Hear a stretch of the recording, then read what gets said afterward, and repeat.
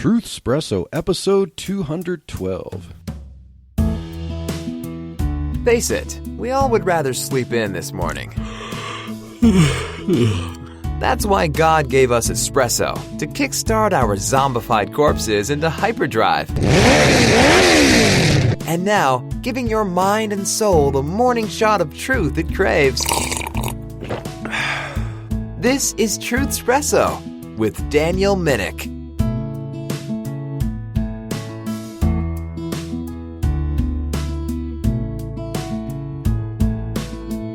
Why, hello there. This is your host, Daniel Minnick, for Truth Espresso. Welcome. And Truth Espresso is a member podcast of the Christian podcast community. And so while we like it if you just binge listen to Truth Espresso, we'd like to let you know that there are other podcasts out there in the community. And so check out all that the Christian podcast community has to offer at christianpodcastcommunity.org. And I am here with my sweet, beautiful wife and co-host, Chelsea, and we are going to continue what we talked about 2 weeks ago, about 5 steps to evaluate our parenting. And so we're going to do 5 more steps to evaluate our parenting. And so, sweetheart, ready to talk about evaluating our parenting? Yes, let's dive in. Yeah. And I know we like to say that in the process of doing this, we're self-evaluating our own parenting. We're not those who can probably see ourselves at this point being able to write textbooks about parenting, but we have 4 kids. We are in the journey of parenting with God's help, working on it ourselves. And so we're going to give some thoughts about how we believe parenting should be done, how we've researched a little and did some self-evaluating and looked at some scriptures to do some checking on parenting. And so the first step of our 5 more steps to evaluate our parenting is to ask ourselves this question as parents: are we putting our feelings first? What does that entail? Basically, we're putting our feelings above those of our children, and children need to have a venue to be children, which includes the feelings that children need to express. Sweetheart, you have something to say about that? About how we should think about children, also realizing that everyone was once a child themselves, and to see, okay, there are some times maybe when we were children that maybe we had our feelings suppressed, maybe it was like inconvenient for parents or such, but just that we need to allow our children to express their feelings in a safe environment for that. Yeah, I think this point is kind of an interesting one to think about, because a lot of times we don't recognize that we are putting our feelings above our children's. But one thing to consider is, like you mentioned, babe, are we allowing our children to have that room or that space to be able to show emotions and show feelings? And in order for them to have that, a lot of times we do have to put aside our feelings and our emotions to let the child be able to safely do that. Because if our child is crying because their brother just took their toy, then we have 2 different ways to respond. We can respond by allowing that child to express like why he's crying, why he's upset, why he feels this way, and allow them to talk about that and kind of guide what happened there is one way. Another way we could respond is by getting angry and telling them, oh, don't be a baby, don't cry, big boys don't cry, toughen up, or like, that's how life is, things like that, because then we're putting our feelings above our children's because they're not able to express, yeah, they were wronged there and they need to be able to express that. And then we as parents help identify like, okay, yes, you were sad because this happened and what can we do next time? But again, thinking like, okay, anger is a response. So if we're responding to our children with anger, then our child is going to feel like, oh, I can't have those feelings. I can't express emotion. And that starts to shut them down. And then over time, our child's not going to feel safe to be able to express that. And this point seems to be one of those kinds of things that show that if as parents, as adults, are putting our feelings first and suppressing children's feelings, that's kind of like a role reversal, one of those senses, because children are going to, when they're little, they have feelings, they have emotions, but they're in a learning process.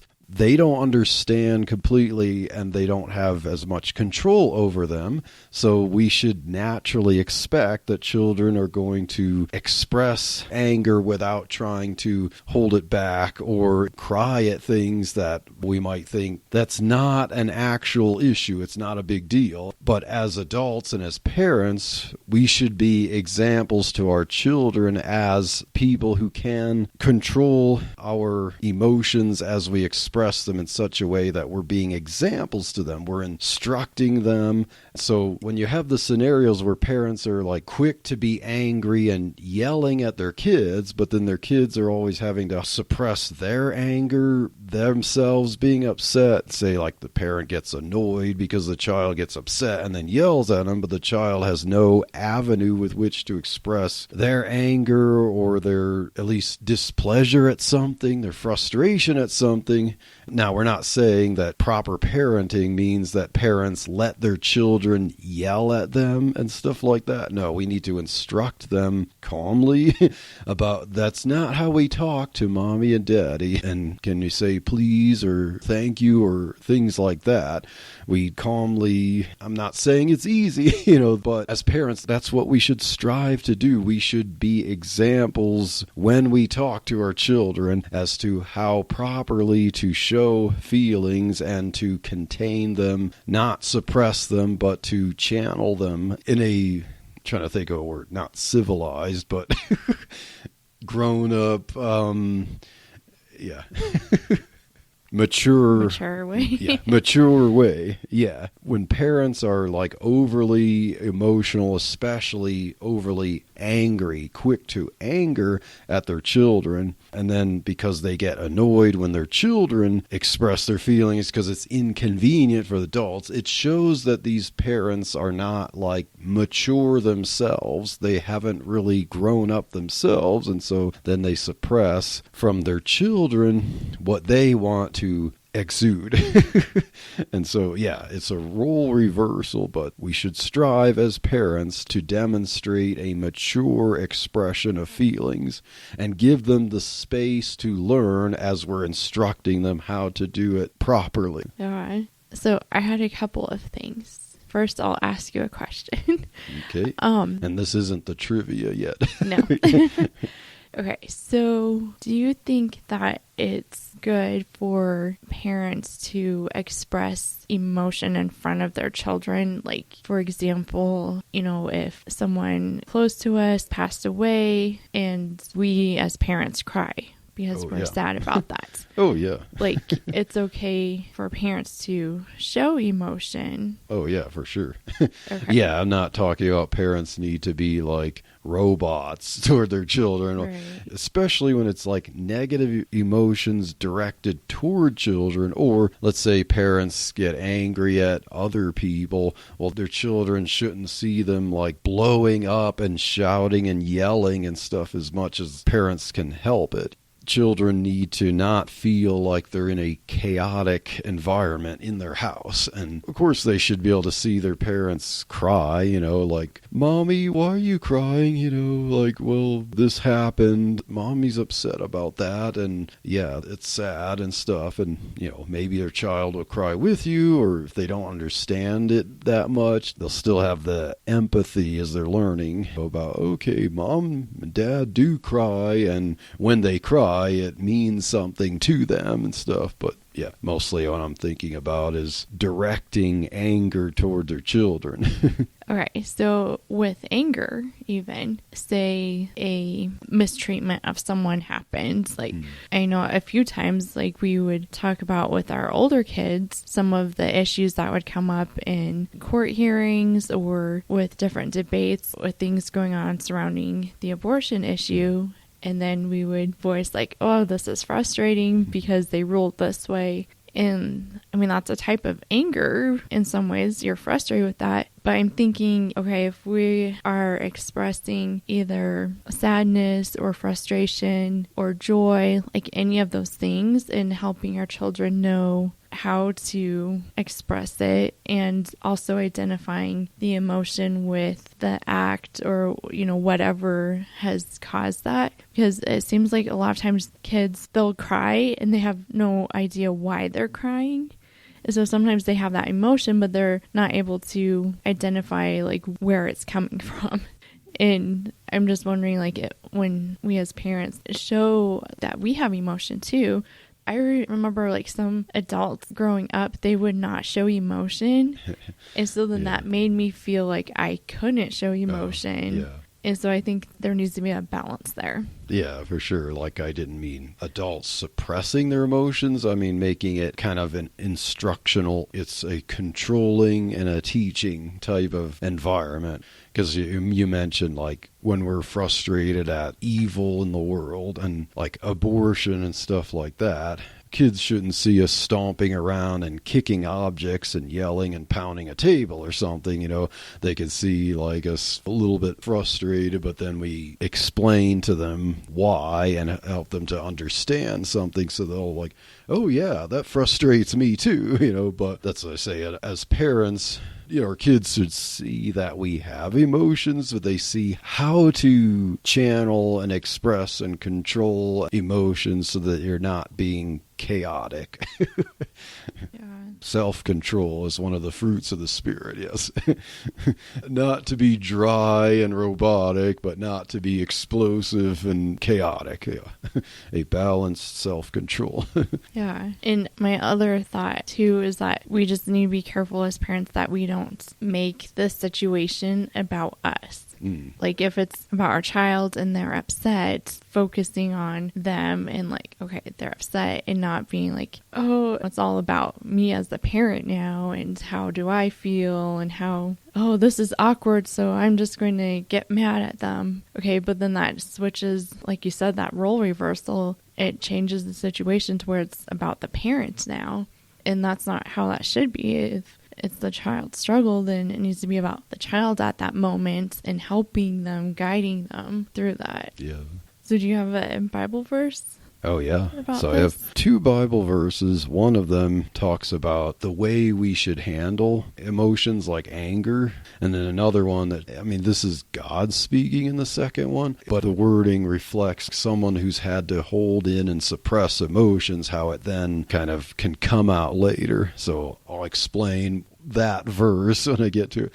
So the first verse I have is Proverbs 19:11, which says, "The discretion or the prudence of a man deferreth his anger, and it is his glory to pass over a transgression." Now, what this verse means, it's not talking about dismissing or ignoring wrongdoing, but say you're a parent, and if you have self-control over your anger, you can push it, shelve it, so that you can be sober, prudence, be sober to defer anger over, say, like there's a transgression or being wrong, like, okay, let's handle this properly and soberly, and it's his glory to pass over a transgression. Like, it doesn't mean dismiss it, but to handle it in a sober manner. So if a parent can control their emotions and to like table the anger in such a way that, okay, now I can teach my child this was wrong, this is what happens, and here's the proper correction. And that's the way for parents to manage their emotions, especially their negative emotions, to be instructional with their children about right and wrong. And now, the second verse, Isaiah 42:14, it says, "I have long time holden my peace. I have been still and refrained myself. Now will I cry like a travailing woman. I will destroy and devour at once."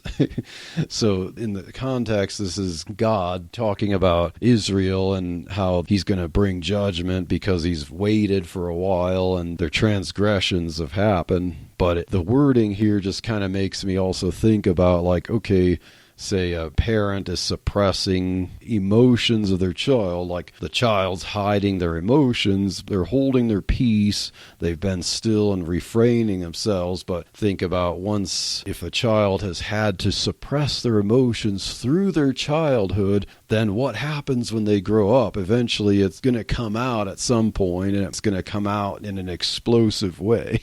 Like, it'll come out like a woman in labor, and it can cause destruction and stuff.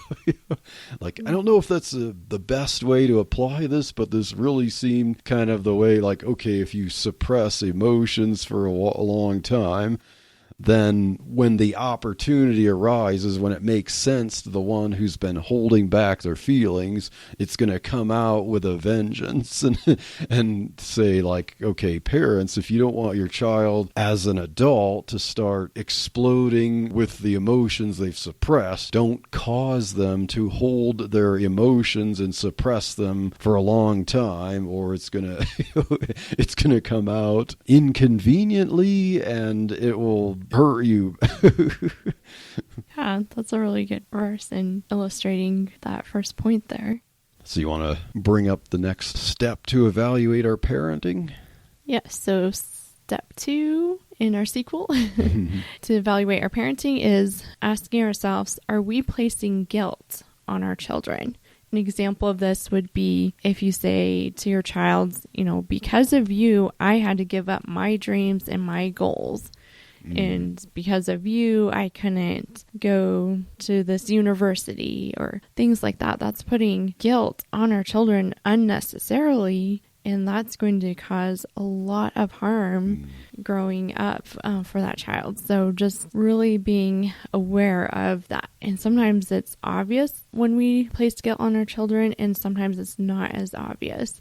I think with all these steps too, just really asking God to show you, like, okay, where can I improve? What am I doing? How can I be a better parent here? And I think that that's where some of this will come out, is when we're constantly trying to be the best parents that we can. I think this particular step here, this question, it seems to be becoming more prevalent in this type of generation. In modern times, it's something that parents might say to their children more, unfortunately, because of the way people are growing up and being taught now, that basically the world exists for your fulfillment, for your happiness, and children aren't growing up to be taught about expecting to be parents when they're older, or to think that parenting is something that, like, okay, it's off in the distance once I've somehow established my life, and parenting is something that you have to, like, plan for decades till you're ready for it. But in some ways you're always supposed to be ready for it. In other ways you can never be fully ready for it. So because all that to say that parenting is never going to be easy and straightforward, and that's why a lot of people can be confused, taken off guard, especially if we're not raised in such a way to prepare for parenthood. For a lot of people today, they stumble into it unexpectedly, and then they're thinking, wait, I didn't realize it's 24/7. I didn't realize it was this hard. I mean, the movies I watch where there are parents, if they're not like the sitcom shows where everything is just chaotic and stuff mixed with comedy, it's like everyone just looks like happy and everything's easy or something like that. But I lose sleep over this. I can't, like, just go out to a restaurant all the time like I used to when I didn't have children and so on. But yeah, we have to realize that you can't look at your children as if somehow they invaded your home and they're depriving you of things that you could have done or made things more difficult. They didn't choose that, and they should not be treated as if they're invaders. And I think you just, like, hit the nail on the head with this. Are you saying I'm a hammer? No, that's good. Well, just thinking about how invasive that lie is in society, that children are a burden. Oh, yes. And that's totally contrary to what the Bible says. The Bible says children are a blessing. Yeah. And when we have that mindset that children are a burden, then of course we're going to blame them or put that guilt on them because we're not successful or we're not where we thought we would be because of children. And that's totally, again, not what the Bible says, because it says that children are a heritage of the Lord, not being vice president at this major enterprise is the heritage of the Lord. Like, it's children. Those are the ones that are going to carry on the legacy. Yeah. And I think it's just, when you were talking, I was like, oh, it just feels like so heartbreaking that this is how we think and this is how we view children. Like, it's not convenient and we don't have time for them, or let's only have one kid because we want to make sure we don't have our entire lives ruined by having 3 kids. I don't know. It's just sad. And that's how we think that children are disposable. And and just think of how it harms a child's thinking about themselves if parents, whether they say it directly or more concealed, whether it's through their actions or their words, are kind of indirect about it, to place guilt on your children for their existence by saying, you're keeping me from my happiness, or because you did this, I lose out on this, or things like that. Like, that's one of the most damaging things you can do to your children. You say things like that, and you realize after listening to this that, wait, I've been saying things like that or hinting at it. You need to have some talks with your children, apologize, seriously apologize, and strive to reverse course on that, because those type of words scar your children for life. When they go into adulthood, their adulthood is going to be destroyed. It's not going to be pretty. And so those types of words, those types of statements toward your children are not harmless. And this isn't something that Christians are immune from. Oh, yes. Unfortunately, especially Christians who've kind of just grown up in the ways of the world, public education and stuff like that. I'm not trying to turn this episode into any kind of bashing public education, but I'm just giving a kind of setting where some people, because they grew up in that, they might not realize that kind of idea of children, or hearing people talk to their children that way, that's not normal, it's not productive, it's destructive. And Christians, as you said, sweetheart, because the Bible says that children are a blessing, we need to realize and make sure that they hear that they are a blessing to parents and not a burden. Children are challenging, but you don't tell them that. You tell them that they're a blessing, and it's part of parenting that we learn how to parent children, and challenges can be good. So what do you think about, even instead of saying like children are challenging? Okay. I was trying to think of a better word than the word burden. I'm trying to say, like, as I said before, parenting isn't necessarily easy, and when people could get caught off guard on that, like, of course it's a challenge. That doesn't mean it's bad. It's part of improving, maturing parents as adults and so on like that. But I mean, I think that, like, you make a good point, though, that a lot of times people focus in like, oh, children are a challenge. And so then that kind of scares them away from wanting children, or that can cause them to be like, oh, we're not having any more children. But then it's putting that guilt on the child again, instead of being like, life is challenging. Yeah. And parenting is one of those challenges that we face. And it's not because we have a child, it's because life is just challenging. It's a learning, it's a journey, it's falling and getting up again, and asking God constantly for help and wisdom, because even if you don't have kids, you're still going to have challenges. It's going to be hard. And I think that just can help us understand, like, okay, it's not putting the blame on the child, like, oh, because I have a child now it's hard. No, life in general is going to be hard. We have a child, and more than likely we're going to be blessed more because we have this precious child in front of us, and they're going to be there on our journey through life. I don't know, just kind of thinking some of the ways that we view our children, it can be challenging. Like we're talking about, to just think, okay, how are we viewing our children? Yikes.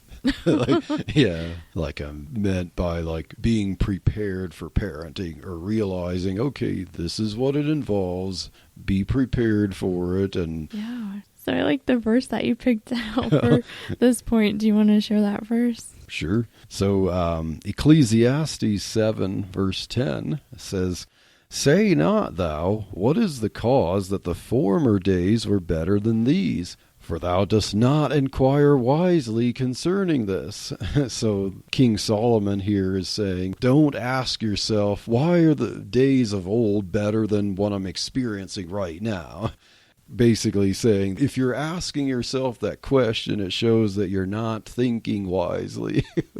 The context is probably thinking of, you hear that today where people talk about, well, back in the good old days. And yeah, we can look back decades ago and see that certain things, of course, were better, but you make it good today. Stop living in the past. And for people who are like parents and they're thinking, oh, I yearn for the days when life was so much easier and carefree and all I had to do was just do my work, and then I had all this free time to live for myself and so on. So it's like, you have your children now and you're not looking at them as blessings, but you're thinking like, oh, life was so much better years ago. That's foolishness, according to King Solomon. Well, when you think about the Israelites and how they wanted to go back into slavery because they thought that was better. And it's like, okay, no, that wasn't better. And they had to wander in the wilderness for 40 years because they couldn't trust God in what blessings he had in store for them. And I think that's hard when you're looking at the possibility of, oh, we're married, we could end up being parents here, or whatever the situation is, and thinking like, okay, we have to trust God in this because it's going to be a new scary adventure. Embrace the adventure.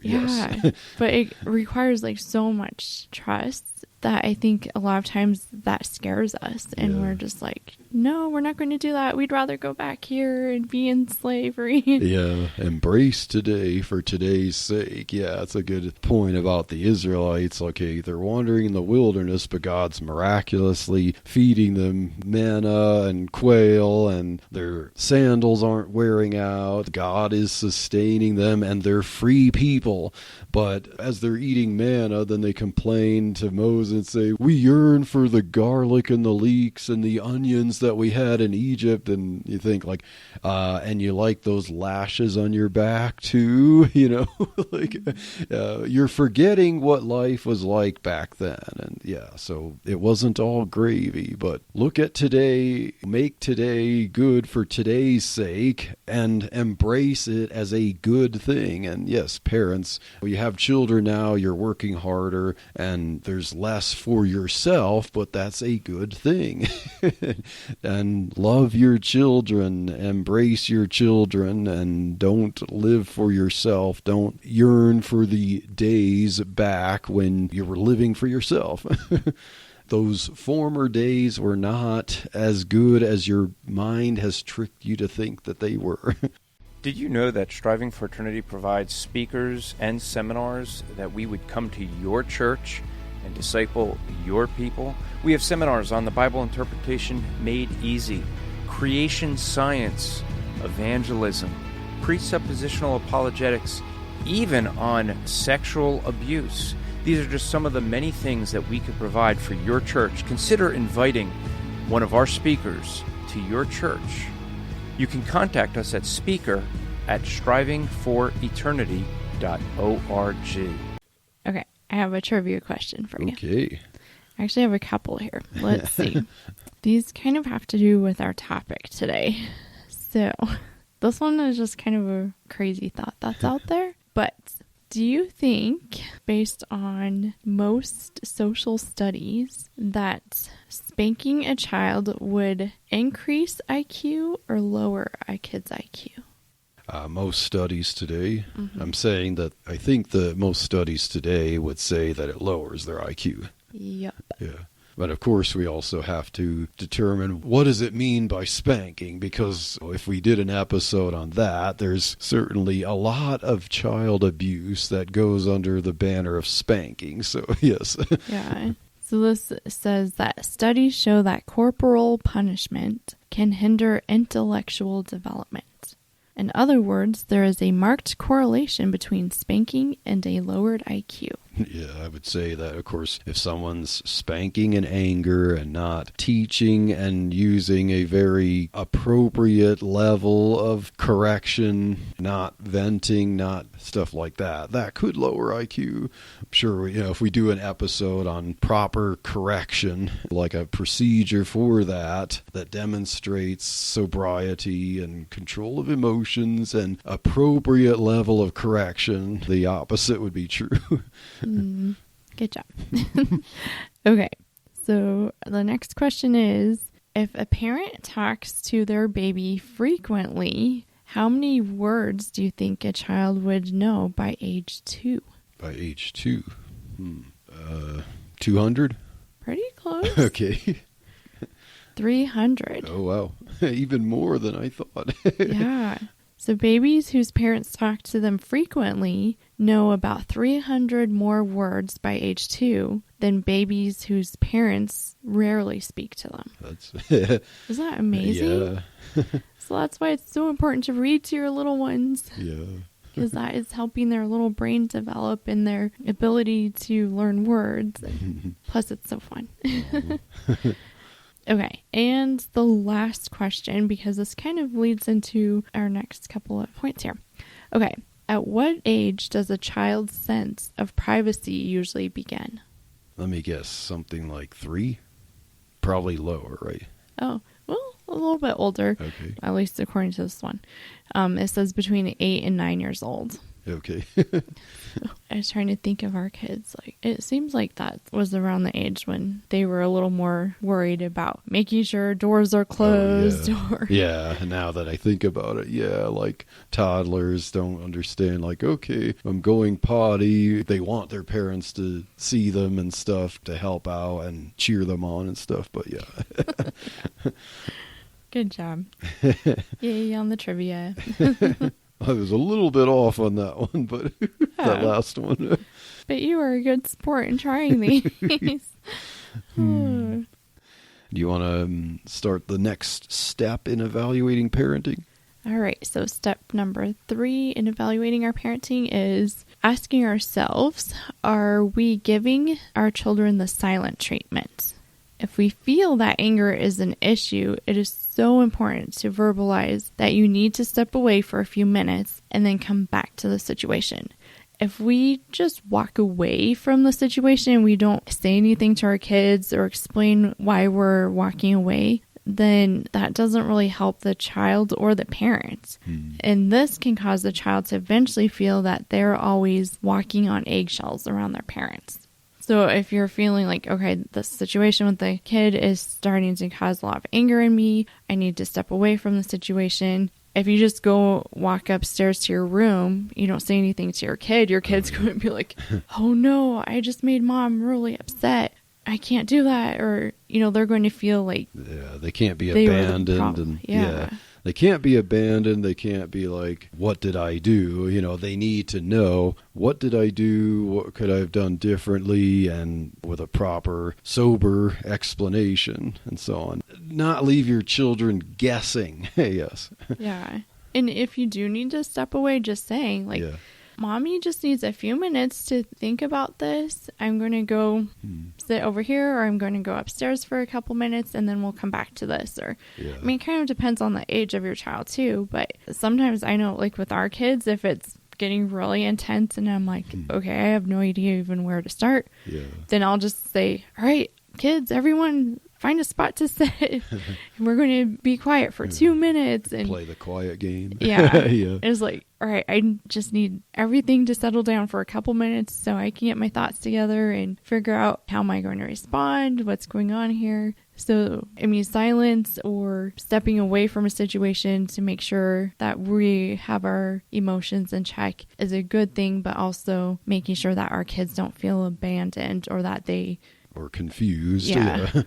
Oh, Yeah. I just upset Dad. He walked out. Like, okay, that's going to make them fearful, and we don't want that. So just making sure we're communicating with them age appropriate. Yeah, as you said, it differs based on the age as to how you communicate things. But as you said, like if you need to step away, tell them, I need a few minutes, and then likely, you're going to come back and say, okay, now, I want to talk about something. Talk about it. Children need to know what the issue is, maybe like how it made you feel or think or something like that. What could we do next time to make it better? Things like that. So they need to understand, according to the age, what's going on, and not just parents walked away in frustration and I don't know what I did and I don't know what to do better next time and I'm confused and I'm fearful now. So an example that I heard of this was a mom was getting frustrated with one of her kids and she just couldn't deal with it. So she stomped up to her room, closed and locked her bedroom door, and then the kids just like ran wild in the house because they're like, oh, yay, we scared Mom away. Yeah. So now we can rule the house. Like, okay, that wasn't like the best outcome as far as the mom's upset and she had to go away and now the kids feel like they rule the house. Like, so there has to be a good balance there of knowing that you need to step away so you don't respond out of anger, but also that your kids understand that the discussion or whatever is still going to take place with them, that it's not they're getting off the hook type of thing. Yeah, because that's kind of makes like the mom in that example as like a kid who still hasn't grown up yet to be the parent of the kids. Yeah. So you already have a passage for this step about giving the silent treatment. Yeah, so I just thought that 1 Corinthians 13, verses 4 through 7, we don't have to read all of those for sake of time here, but the passage is about love and what love is and what love isn't. And love is not self-seeking. Love is not easily angered, and it keeps no record of wrongs. So I think that when we're thinking about how we're parenting, we love our children. So we, like an expression of love, we're not going to be easily angered. We're not going to keep a whole list of every single wrong thing our child has done. And it's not self-seeking. We're not going to be looking out for what our emotions are and how does the child like fit in our expectation of how they should act and stuff, because that's just not going to be healthy for the child or for the parent. And it doesn't demonstrate love. A good passage there to keep us on track about what it means to love our children and not hold things against them, not be easily angered or self-seeking. So the next step, number 4, in evaluating our parenting is to ask ourselves, are we ignoring healthy boundaries?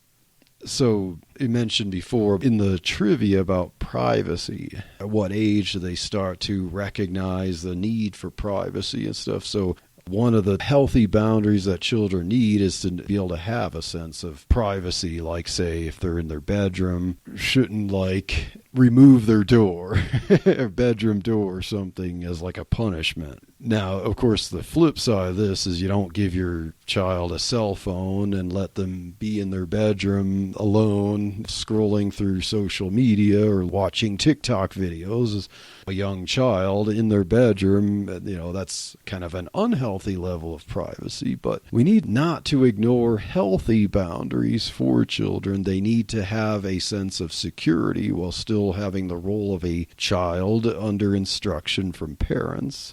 Yeah, Yeah, I think that's exactly what having healthy boundaries are, is like having a good distinction between child and parent. Yes. And it seems like there's definitely a blur a lot of times where the parents are treating their child almost like their friend. And so then those boundaries get blurred, and it could be where the parent's sharing too much information with the child, or the child feels like they're responsible for a lot. And then that forces the child to be more of the adult. I liked how you worded it too, babe, is that when we have boundaries for our children, that gives them a sense of security. They kind of know where the edges are and like, okay, this is where I need to be. This is where my parents are. And then they know they have that security, they have that safety. And babe, I was thinking, I'm wondering what your thoughts are on this, but it seems like having healthy boundaries is kind of a foundation for some of these other ones that we've been talking about as well. Like having healthy boundaries between how we treat our children. Are we going to treat them with silence? Or are we going to treat them with anger?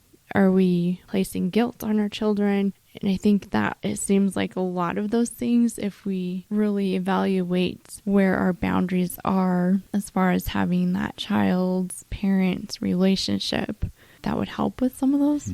Yeah. What your thoughts are on that?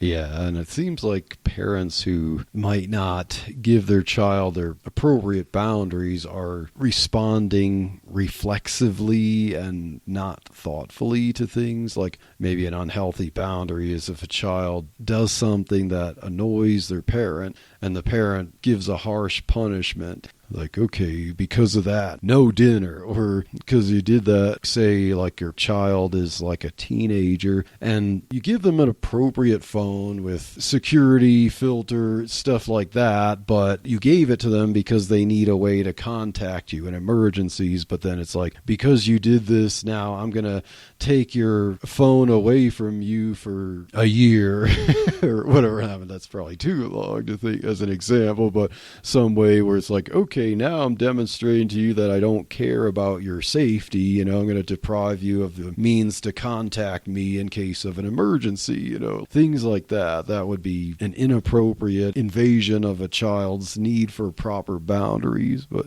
a lot of the reflexive things that parents might do that take away proper boundaries are reflexive anger. I think Proverbs 14:29 demonstrates that, where it says, "He that is slow to wrath is of great understanding, but he that is hasty of spirit exalteth folly." And so a parent will make poor parenting decisions with a child's needs for healthy boundaries by being quick to anger. So if someone's hasty of spirit, they exalt folly, foolishness.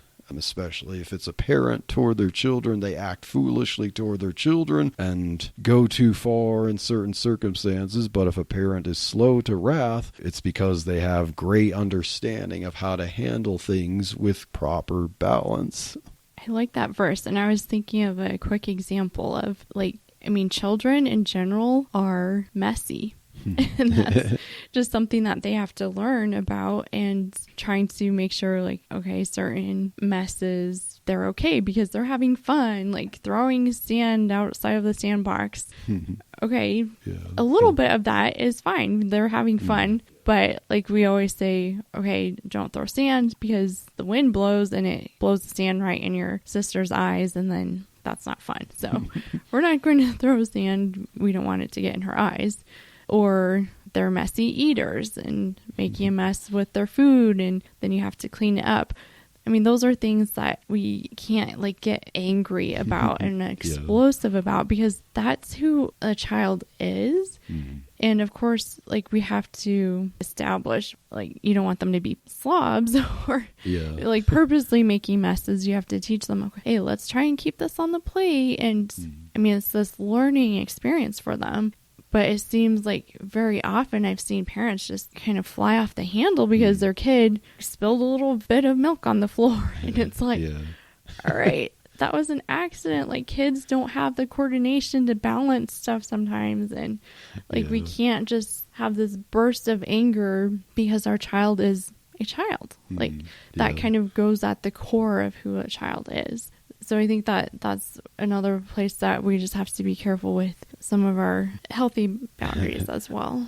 Yeah. So like a healthy boundary, okay, you mentioned a sandbox. Like a healthy boundary might be like, okay, you don't set up a sandbox in the living room floor.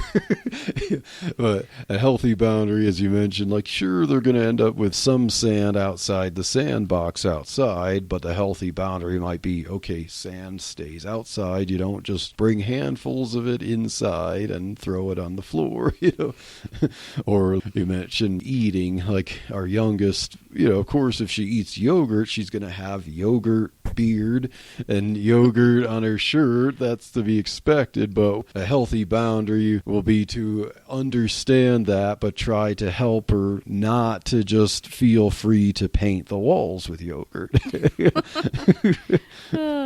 Yikes, yes. Would you help with a donation to Striving for Eternity? Let me let you know what your donation helps with.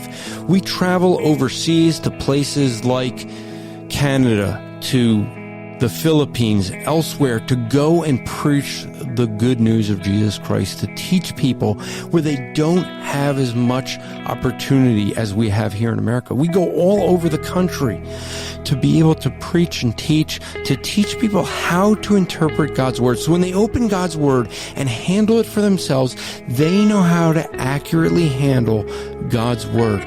That's the heart we have. We want to be about discipling God's children. If you give a donation, regardless of any amount, we would be very grateful. But we'd also like to bless you. So if you give a donation of $2, we are going to give you a free copy of What Do We Believe, a book that I had wrote about the Christian theology. If you give a donation of $5 a month, we will give you that book that I mentioned, plus What Do They Believe, which is a book I wrote about world religions.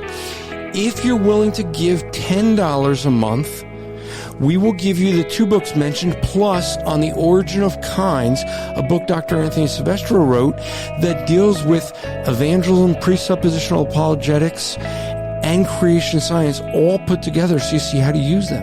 If you give a donation of $20 a month, we will give you the 3 books mentioned, plus the book Sharing the Good News with Mormons. 24 different authors giving 24 different ways to evangelize the Mormons, but many of them work for just evangelism period and are great tactics to use. We would greatly appreciate a donation of $25 a month, and what we would look to do with that is give it away. If you give us $25, we're going to seek to give away $25 as part of our ministry as the Christian podcast community. And Striving for Eternity wants to help get missionaries to get their mission out. So if you give us $25 a month, we are going to commit to trying to look for missionaries that we can give them podcasting equipment and hosting so that they would be able to get their message of what they're doing on the mission field to their supporting churches, rather than sending a letter that is a mission report that many people don't read, but they'll listen to a podcast. And when the missionary is at that church, man, they're going to say, hey, listen to my podcast. People will subscribe. And then they're going to hear in the missionary's own voice what's going on. Instead of when the missionary comes to town and they show pictures of people you don't know. No, it's different when you've heard the missionary say, I led this person to Christ. I've been discipling this person. This is what's happening with this person. And now you see the picture. Oh, what a joy it is. Now, if you could do more than that, we certainly will not turn it away, and you'll still get the 4 books. We are in need of your support. We value the money donated to us, and if we have provided value to you, may you consider helping us to help others. It would be greatly appreciated. Just go to strivingforeternity.org/donate to donate today. Thank you for considering it. So the final step in evaluating our parenting that we have is to ask our question, are we holding our children responsible for our happiness? And this kind of seems a little bit like the placing the guilt on the children and stuff like that. But are we expecting our children in their daily activities to be kind of serving us instead of us being parents to our children, are we expecting our children kind of to be our parents, so that their purpose in life, in their daily lives, in our daily lives, is to make us happy? And I think that's where it's just interesting how, I mean, a lot of these kind of flow together too, but just having those healthy boundaries again, as far as like, okay, our children aren't responsible for if we're happy or not, because then that's putting so much pressure and guilt on the child if we become angry, because of course our children, they're going to make mistakes or have issues that we have to deal with, and that shouldn't make us angry or frustrated with them and like who they are. And again, like just looking at, for some reason, I think of this a lot of times with our kids. When I look at our kids, I try and picture their heart. I mean, not like their physical heart, but like their heart on the outside of them. And it's like tender, and you have to be careful with it. And like you love, I don't know, just trying to think of the core part of your child, because you're their parent and you love them so much. You want what's best for them. And when you're looking at your child like that, then it's a lot harder to be explosively angry at them, because you're not looking at yourself and how that makes you feel. So just trying to, again, take that focus off of you and what you're feeling. And there's going to be days where we're like, we are happy because our children used good manners, and we praise them for that. But that doesn't mean our happiness depends on their behavior. And that's where, unfortunately, a lot of times that happens in a parent-child relationship, where the child is like solely responsible for if the parent is happy or not. And that is a stressful place to be. That can cause children to have a lot of anxiety and stress and eventually depression if they feel like they're always responsible for mom and dad to be happy. Like if you want your children to make you happy, you parent in such a way that your focus is on their needs, in such a way that you're instructing, you're maturing, and then when they grow up and they understand things, then they will want to make you proud, and that will make you happy. But you don't want your little ones to have to worry about, oh no, I made mom or dad upset, or I wasn't doing these really good things, and their happiness is fragile. Yes. But isn't that kind of what the Bible teaches us? I mean, happiness is something that's fleeting, or it kind of goes and comes easily. But I think with parenting, there's a joy in it. It's like even when our kids do make a mistake, I mean, not that you're pleased that they made a mistake, but there's still a joy in there. Like, oh, I'm so sorry you had to go through that. But like they're going to learn and grow from that. So there's a certain type of joy in it. And I think that's where just even like that children are a blessing, that it's a joy being their parent. And that's what we need to communicate with our children every day. Is that we're just so thankful that we can be their parents, and that God blessed us to be parents and to train up these little ones, because that's like the greatest gift we could ever have. Besides, like, of course, salvation. Yes, definitely. And as parents, we shouldn't think of our children as, say, like a stock market investment, like they need to return me those dividends, that kind of thing. We're training the next generation to be successful in the next generation. That's our purpose as parents. And so, like if we think that our children exist just to make us happy, I have Proverbs 11:29. It says, "He that troubleth his own house shall inherit the wind, and the fool shall be servant to the wise of heart." So if we apply this to parents, if they're troubling their house, if they're grieving their children, they're making things difficult for their children for their own sake, expecting to inherit something, to prosper from their children, to make them happy. Well, someone who troubles his household will inherit the wind. Basically it means nothing. It's all going to just fly away, what you were expecting to have. And so that's not the goal of parenting. And so those were 5 more steps to evaluate our parenting. And so if you didn't listen to the episode from 2 weeks ago with the other first 5 steps, we highly encourage you to do so. And so thank you for listening to this episode of Truth Espresso. Chelsea and I hope that it was encouraging and challenging too, that just like it's challenging to us as parents, that asking ourselves these questions will help us to be better parents as we think of our children as blessings, raising the next generation. And so stay tuned for the next episode of Truth Espresso, and God bless.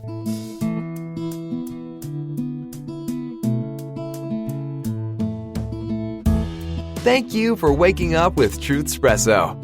Good morning, and God bless your day. Hey friends, Daniel Minnick here again. If you liked waking up to this episode of Truth Espresso, I would really appreciate it if you would rate it on Apple Podcasts, Stitcher, or whatever application you use to listen to Truth Espresso.